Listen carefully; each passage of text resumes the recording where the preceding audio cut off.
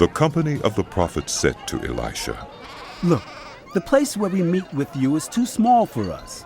Let us go to the Jordan, where each of us can get a pole, and let us build a place there for us to meet. And he said, Go. Then one of them said, Won't you please come with your servants? I will. Elisha replied, and he went with them. They went to the Jordan and began to cut down trees. As one of them was cutting down a tree, the iron axe head fell into the water. Oh no, my lord, He cried out. it was borrowed. The man of God asked. Where did it fall?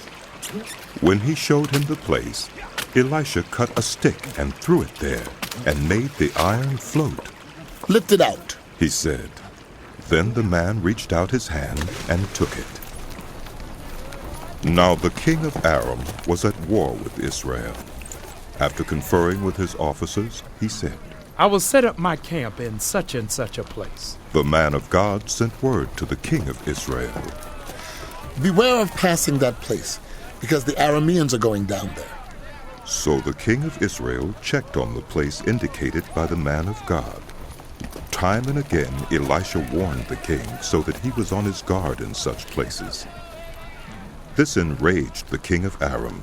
He summoned his officers and demanded of them, Tell me, which of us is on the side of the king of Israel? None of us, my lord the king.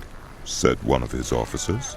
But Elisha, the prophet who is in Israel, tells the king of Israel the very words you speak in your bedroom. Go, find out where he is, The king ordered. so I can send men and capture him. The report came back. He is in Dothan. Then he sent horses and chariots and a strong force there. They went by night and surrounded the city. When the servant of the man of God got up and went out early the next morning, an army with horses and chariots had surrounded the city. Oh no, my lord! What shall we do? The servant asked. Don't be afraid. The prophet answered. Those who are with us are more than those who are with them. And Elisha prayed. Open his eyes, Lord, so that he may see. Then the Lord opened the servant's eyes, and he looked and saw the hills full of horses and chariots of fire all around Elisha. As the enemy came down toward him, Elisha prayed to the Lord. Strike this army with blindness. So he struck them with blindness, as Elisha had asked. Elisha told them, This is not the road, and this is not the city. Follow me, and I will lead you to the man you are looking for. and he led them to Samaria.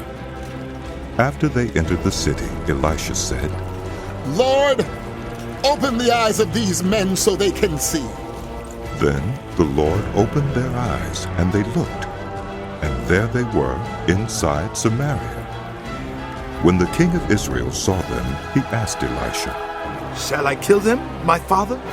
Shall I kill them? Do not kill them. He answered, Would you kill those you have captured with your own sword or bow? Set food and water before them so that they may eat and drink, and then go back to their master. So he prepared a great feast for them, and after they had finished eating and drinking, he sent them away, and they returned to their master. So the bands from Aram stopped raiding Israel's territory. Sometime later, Ben-Hadad, king of Aram, mobilized his entire army and marched up and laid siege to Samaria. There was a great famine in the city. The siege lasted so long that a donkey's head sold for 80 shekels of silver, and a quarter of a cab of seed pods for 5 shekels. As the king of Israel was passing by on the wall, a woman cried to him, Help me, my lord, the king! The king replied, If the Lord does not help you, where can I get help for you? From the threshing floor? From the winepress? Then he asked her. What's the matter? She answered, This woman said to me, Give up your son, so we may eat him today. And tomorrow we'll eat my son, so So we cooked my son and ate him. The next day I said to her, "Give up your son so we may eat him." But she had hidden him. When the king heard the woman's words, he tore his robes. As he went along the wall, the people looked, and they saw that under his robes he had sackcloth on his body.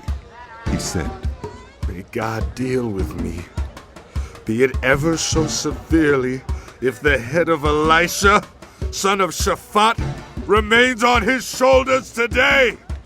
Now Elisha was sitting in his house, and the elders were sitting with him. The king sent a messenger ahead, but before he arrived, Elisha said to the elders, Don't you see how this murderer is sending someone to cut off my head? Look, when the messenger comes, shut the door and hold it shut against him. Is not the sound of his master's footsteps behind him? While he was still talking to them, the messenger came down to him. The king said, This disaster is from the Lord. Why should I wait for the Lord any longer?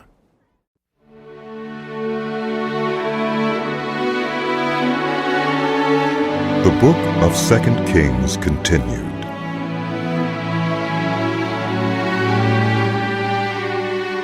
Elisha replied, Hear the word of the Lord. This is what the Lord says. About this time tomorrow, a seer of the finest flour will sell for a shekel, and 2 seers of barley for a shekel at the gate of Samaria. The officer on whose arm the king was leaning said to the man of God, Look, even if the Lord should open the floodgates of the heavens, could this happen? You will see it with your own eyes, answered Elisha. but you will not eat any of it. Now there were 4 men with leprosy at the entrance of the city gate. They said to each other, Why stay here until we die? If we say we'll go into the city, the famine is there, and we will die. If we stay here, we will die. So, let's go over to the camp of the Arameans and surrender. If they spare us, we live. If they kill us, then we die. At dusk they got up and went to the camp of the Arameans.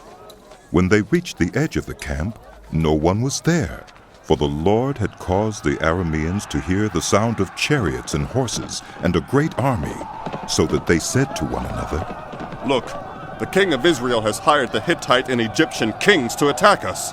So they got up and fled in the dusk, and abandoned their tents and their horses and donkeys. They left the camp as it was and ran for their lives. The men who had leprosy reached the edge of the camp, entered one of the tents, and ate and drank. Then they took silver, gold, and clothes, and went off and hid them. They returned and entered another tent and took some things from it, and hid them also. Then they said to each other, What we're doing is not right. This is a day of good news, and we are keeping it to ourselves. If we wait until daylight, punishment will overtake us. Let's go at once and report this to the royal palace. So they went and called out to the city gatekeepers and told them, We went into the Aramean camp and no one was there. Not a sound of anyone. Only tethered horses and donkeys, and the tents left just as they were. The gatekeepers shouted the news, and it was reported within the palace. The king got up in the night and said to his officers, I will tell you what the Arameans have done to us. They know we are starving, so they have left the camp to hide in the countryside, thinking they will surely come out, and then we will take them alive and get into the city. One of his officers answered, Have some men take 5 of the horses that are left in the city. Their plight will be like that of all the Israelites left here. Yes, they will only be like all these Israelites who are doomed. So let us send them to find out what happened. So they selected 2 chariots with their horses, and the king sent them after the Aramean army. He commanded the drivers, Go and find out what has happened. They followed them as far as the Jordan, and they found the whole road strewn with the clothing and equipment the Arameans had thrown away in their headlong flight. So the messengers returned and reported to the king. Then the people went out and plundered the camp of the Arameans. So a seah of the finest flour sold for a shekel, and 2 seahs of barley sold for a shekel, as the Lord had said. Now the king had put the officer on whose arm he leaned in charge of the gate, and the people trampled him in the gateway, and he died, just as the man of God had foretold when the king came down to his house. It happened as the man of God had said to the king. About this time tomorrow, a seah of the finest flour will sell for a shekel, and 2 seahs of barley for a shekel at the gate of Samaria. The officer had said to the man of God, Look, even if the Lord should open the floodgates of the heavens, could this happen? The man of God had replied, You will see it with your own eyes, but you will not eat any of it. And that is exactly what happened to him, for the people trampled him in the gateway, and he died.